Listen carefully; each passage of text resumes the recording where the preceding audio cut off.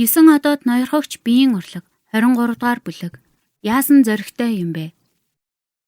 Ямар өчүүхэн бол миний замыг хааж зүрхэл вэ? Чи өвхийг хүсээ юу? Энэхүү хүйтэн хачгараантай хамт урт ташуур агаар дисгэрэн лончен руу чиглэн ирлээ. Тэрхүү ташуур маш хурдан бөгөөд овжин хөдөлж байв. Довтолж буй хүн нь гайхмаар чадварлаг нэгэн байлаа. Лончен уг нь болтох боломжтой байсан ч гартаа жаахан охин тэрсэн байсан тул энэ нь хүндрэлтэй байв. Түүний дотор уур хилэн бадарлаа. Одоо бултах гэхэд хэдийнэ оройтсан байв. Охиныг хамгаалахын тулд тэрээр сүнслэг энергиэрээ биеэ хуйглаж гар дээр цохилтыг хүчээр хүлээн авахар бэлдэв. Яг тэр мөчөд лончены өмнө нэгэн авраг бие гарч ирлээ. Бух лончен руу харан инээмсэглэв. Тэрээр лончены өмнөөс нуруугаараа цохилтыг хааж авчээ. Лончены харц хүйтэн болов. Тэр яг хэн дайрсныг харахыг хүссэн ч өнөөх сүйт тэрэг хэдийнэ хурдлан алга болж байлаа. Тэрэг дотроос гайхсан дуу сонсогдов. Бух гинэт гарч ирсэнд өнөөх хүн цочирдсан илт байв. Гисэн хэдий ч сүйх тэрэг зогссонгүй. Ухаа чи зүгээр үү гэж лончен уур хилэнгээ барьж ядан асуув. Дун ахаа би зүгээрээ би багасаа л зөндөө зодуулж байсан болохоор сурчсан юм гэж бух инэв. Гэвч түүний нуруунд дээрх хувцс нь урагдаж арьс нь ил гарсан байх бөгөөд цусан зураас аажмаар тодорч байлаа. Гинэт нэгэн эмэгтэй гүйж ирээд охиныг шүүрэн авч уйлан хайлан лончен болон бухад талархлаа илэрхийлв. Бух тэнийг эмшгэл инээмсэглэж лончен эмэгтэйг хідэн үгээр тавьшруулад тэндээс явлаа. Гэвч лончены дотор уур хилэн буцалж байв. Ийм хөл хөдөлгөөнтэй замаар хурдлан давхиж бүр хүн рүү ташуур далайна гэдэг. Лончен ийм зоригтой нөхрийг хэн болохыг нь заавал олж харна гэж шийдэв. Хэдийгээр бухын цустай шарах амар харагдаж байсан ч энэ нь зөвхөн өнгөн хэсгийн шарах байлаа. Энэ нь лонченыг гайхшруулв. Бухын биеийн хүч ямар хүчрхэг болоод ийм шарах авсан хэрэг вэ? Харигсаар товтлсон өнөөх хүн маш хүчтэй байсан ч түүний дайралт бухын арсыг л үл ялэг зүсчээ. Тэднийг алхаж байтал бухын гэдэс гинэт аянган мэт чанга дуурав. Лончен санамсаргүй зогсож хажууд нь махны үнээр ангилсан буусны газар байгааг анзаарлаа. Бух ичингүйрэн "Лун ахаа би өлсөхгүй байна" гэв. "Танаа зовлтгүй дээ. Би өлсөж байна. Хамт орж юм идцгээе." Лончен бухыг дагуулan буусны газарт орж ширээ олж суулаа. Тэрээр эзэнд нь шууд нэг алтан зоос өгөөд дэлгүүртээ байгаа бүх буузаа аваад ир гэв. "Лун ахаа би үнэхээр өлсөхгүй байна. Надад зөвхөн будаа байхад л болно" гэж бох яаран хэлв. Учир нь түүнийг идэж байхыг хараад хүмүүс харилцаагаа тасалдаг байсан гашуун туршлага түүнд маш олон байжээ. Бух энэ байдал дахин давтагдахаас айж байв. "Ухаа чи миний өмнөөс ташуурдулсан. Одооноос чи миний төрсөн түшгэл боллоо. Лончен би ч бас чиний өмнөөс ташуурдуулж чадна. Тийм болохоор ах дүүсийн хооронд хэлдэггүй үгийг битгий хэл. Ойлгосноо?" гэж лончен нухацтай хэлв. Бух бол дөнгөж танилцсан хэрнээ түүний төлөө бие золиослсон хүн. Ийм хүн лончений ах гэж дуудагдах бүрэн эрхтэй. "Лун ахаа би" гинэт чангаар уйлж эхлэв. Тэнүүжилж явсан олон жилийн хугацаанд тэр анх удаа ийм дулаан илч анх удаа хэн нэгэн түүнд ингэж сайн хандаж байгааг мэдэрчээ. "Сайн дүү минь битгий уйл. Ах дүүсийн хооронд нулимс биш хөлсөл гардаг юм. Нулимс бол хулчууруудынх." Лончен бухын мөрөн дээр алгадав. "За, лун ахаа би таны үгэнд орноо. Та юу гэж хэлнэ? Би түүнийг чинь хийн." Бух нулимсаа арчив. Лончен түүнд өөртөө илүү итгэлтэй байх ёстой гэж хэлэх гэснээ өнөөх худагны оронд яндан барьсан хэргийг санаад болчихов. Энэ үед буузны газрын эзэн нэг сакс бууз авчирлаа. Лончен нэнэмсэглэн "Бухаа дуртайгаа ид. Лун ахт нь мөнгө зөндөө байгаа. Тийм болохоор битгий нэрлэхээрээ" гэв. Бух толгой дохиод дахин нэрлэхсэнгүй. Нудрах шиг том буузнуудыг нэг нэгээр нь өмхөөд л салгиж байлаа.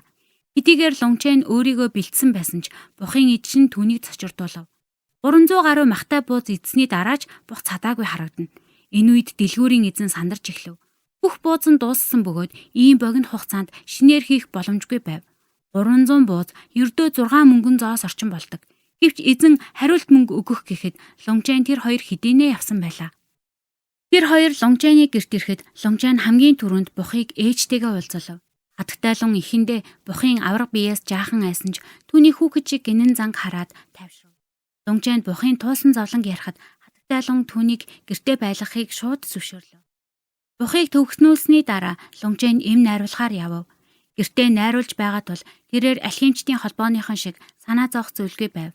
Тиймээс тэр сүнсний хүчээ бүрэнд ажиллаж эм найруулах хурдаа дээд зэгт нь хүргэлээ.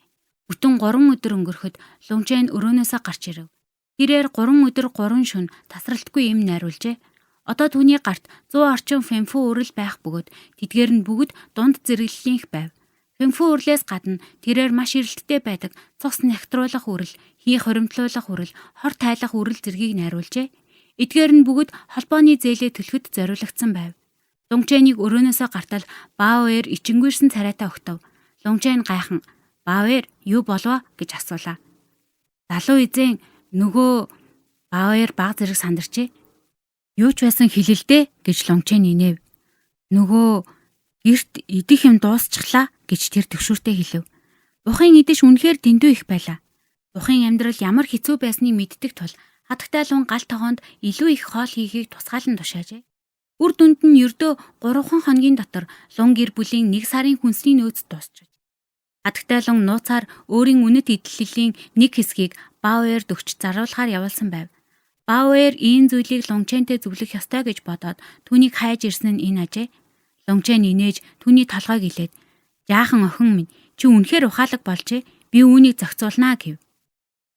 Баоэр бол Лунгчэний хувийн зарц бөгөөд лун гэр бүл ядуу байх үед ч тэр орхиж яваагүй үнэн ч нэгэн юм. Лунгчэн түүнийг хэдийнэ өөрийн дүү мэт санах болжээ. "Залуу эзэн, өнөө оройн хоолны материал чалга" гэж тэр санууллаа. Энэ үед тэрээр бараг л гэрийн аж ахуйн менежер болоод байв.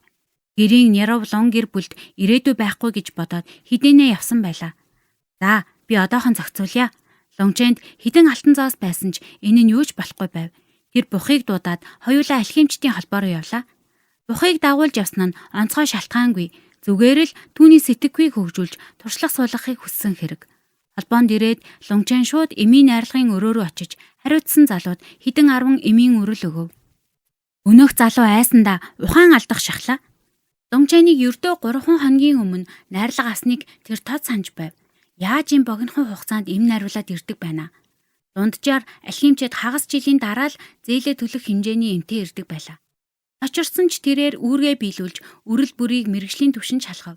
17 дунд зэрэглэлийн 36 доод зэрэглэлийн өрөл өөрийнхөө багаж хэрэгсэлт бүрэн итгэдэг байсан ч тэр залуу нүдэндээ итгэж чадахгүй байлаа.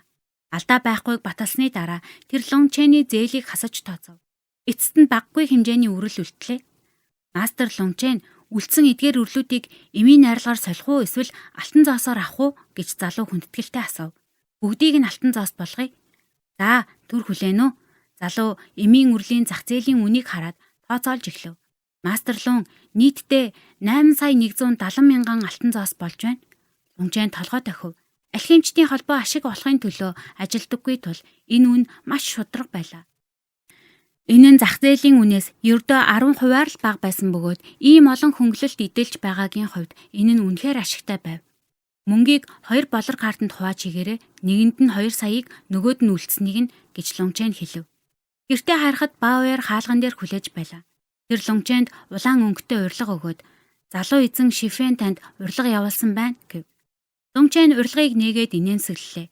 Шифэн цус нэгтрах шатанд орж бясалгалаасаа гарсан байж тэрээр баатруудын ордонд хүлээн авалт бэлдэж баяраа тэмдэглэхээр бүгдийг урьжээ. Хоногийг нь тооцож үзвэл яг л таарч байлаа. "Баоэр, мэ, гэрийн Нярвын ажлаа сайн хийгээрэй. Би ирээдүйд чамд маш их инж бэлтэж өгч чамайг Баян айлын хатан шиг гэрлүүлэх болно" гэж Лунгчэн инээгээд Баоэрд 2 саятай болор картыг өгөв. Баоэр нүүр нь улааж картан дээрх тоог хараад итгэж ядан байв. "Бяцхан баян охин минь, лун гэр бүлийн ирээдүйн бүх ажил чиний гарт байна шүү. Нэрээ тийм ээжийн маань зарсан бүх үнэт идэллийг буцааж ав. 10 дахин үнэтэй байсан ч хамаагүй бүгдийг нь ав" гэж Лунгчэн хэлэв. "За, санаа зовлтгүй залуу эзэн минь, Баоэр бүгдийг нь зохицуулна." Баоэр цээжээ дэлдэн өөртөө итгэлтэй зогслоо. Лунгчэн бухыг дагуулan баатруудын ордон руу явв. Энэхүү газар нь нийслэлдээ маш алдартай ресторан бөгөөд маш баян хүмүүс л ирдэг газар юм. Хамгийн дээд давхарт нь нэгэн том дугуй ширээ зассан байлаа. Тэр нь амтд хоолоор дүүрэн байсан ч хинч савхаа бариагүй, зүгээр л хоорондоо ярилцаж байв. Нэгэн танил дүр орж ирэхийг хараад бүгд яаран босцоолаа. Лун ахаа, лун эзэнтэй" Шифэн тарган юу болон бусд нь бүгд түүнийг дуудсан ч бухыг хараад цочирдон ухарцгаав. Шифэн уг нь нилээд том битэж бухын хажууд бол хүүхэд шиг л харагдаж байв. "Та нарт өөрийнхөө дүү бухыг танилцуулъя." Лончэнийг ингэж хэлэхэд бүгд бухтай мэдчилсэн ч бух зөвхөн толгой дохиж тэнийг юм шиг инээж байлаа. Лончэнийг ирсний дараа л тэд сая нэг судалд сууж хооллож эхлэв. Шифэн хундаг өргөн "Лун ахаа, би илүү дутуу үг хэлэхгүй. Шифэн би таны төлөө хундаг өргөж байна." Шифэн Лончэнд талархсан сэтгэлээ зүрхэндээ гүнсэлсэн байв. Тэр цус нэгтрах шатанд хүрэхийн тулд хэдэн жил зарцуулах байсан ч Лончэний тусламжтайгаар ийм эрт хүрсэн нь ирээдүйд түүнд асар их амжилт авчрах нь тодорхой байлаа. "Бид нар ч бас таны төлөө хундаг өргөж байна Лун ахаа." Тарган юугээр толгойлуулан бүгд босцгов. Лончэний өгсөн эмийн шингэний ачаар тэд тэнгэр газрын сүнслэг хийг мэдэрч эхэлсэн байв. Зарим нь хэдийнэ хий хоримтлуулах шатны 1-р түвшинд хүрсэн байлаа. Энэ бүхэн Лончэний дэмжлэггүйгээр боломжгүй байв. "Төлөө!" Лончэн инээв.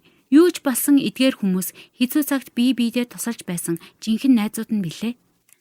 Хэдэн хундаг тогтоосны дараа бүгд хуучилж эхлэв. Зөвхөн бухал хоолндоо бүрэн анхаарлаа хандуулж байлаа. Лончэн Шифэнд илүү их хоол захиалахыг сануулсан онжээ. Азар бух ирэхээс өмнө нилээд идсэн байсан тул бусдыг айлгаж өхүүлсэнгүй. Бүгд өөрсдийн нөхцөл байдлын талаар ярилцаж байв.